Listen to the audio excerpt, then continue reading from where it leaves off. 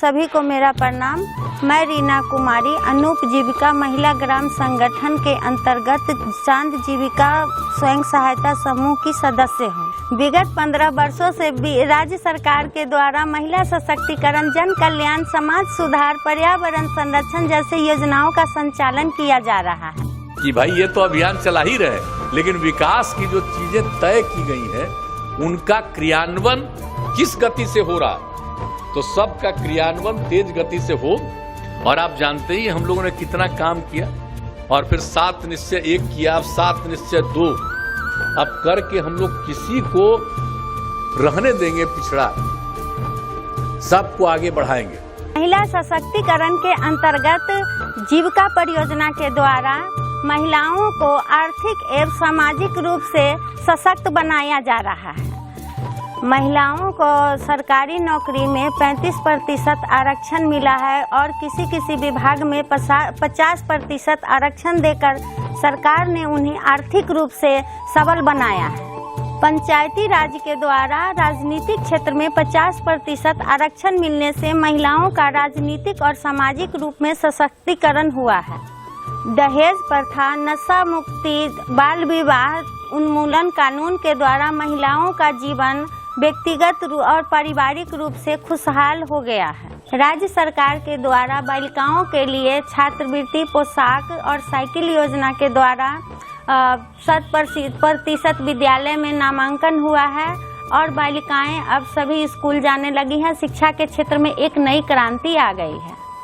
तो इसलिए हम लोग काम कर रहे हैं उस अभियान में, तो उसमें तो सबका सहयोग मिलना ही चाहिए। लेकिन जो सबसे बड़ी बात है, विकास का काम एक, समाज सुधार के बिना विकास का कोई मतलब नहीं। लोक सेवा अधिकार अधिनियम के तहत अब प्रत्येक कार्यों का संपादन समय से होने लगा है। कार्यों में पारदर्शिता आई है और भ्रष्टाचार खत्म हुआ है।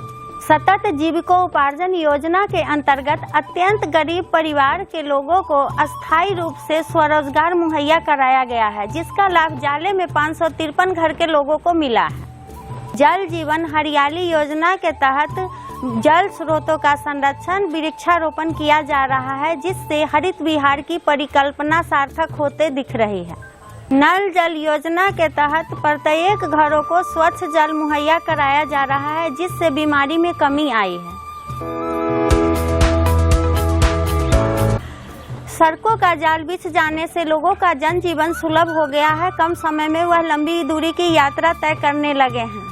ग्रामीण क्षेत्र में 20 घंटा से अधिक बिजली मुहैया होने के कारण लोगों का जीवन बहुत ही सरल हो गया है और वह अधिक से अधिक आधुनिक मशीनों का उपयोग करने लगे हैं। ODF प्लस कचरा प्रबंधन योजना के द्वारा प्रत्येक घरों से कचरा का उठाव किया जा रहा है। समाज सुधार होगा और विकास होगा, तब दोनों मिलकर के समाज को बहुत आगे बढ़ाएगा और राज्य को आगे बढ़ाएगा और देश को आगे बढ़ाने में अपनी भूमिका निभाएगा। मेरे द्वारा बताए गए इन सभी योजनाओं को पूरे देश में सर्वप्रथम बिहार राज्य में लागू किया गया। इसे सफल होते देख अन्य राज्य भी इसका अनुकरण करने लगे हैं। मेरे द्वारा बताए गए इन सभी योजनाओं का सफल संचालन आप लोगों के सहयोग द्वारा ही संभव हो पाया है।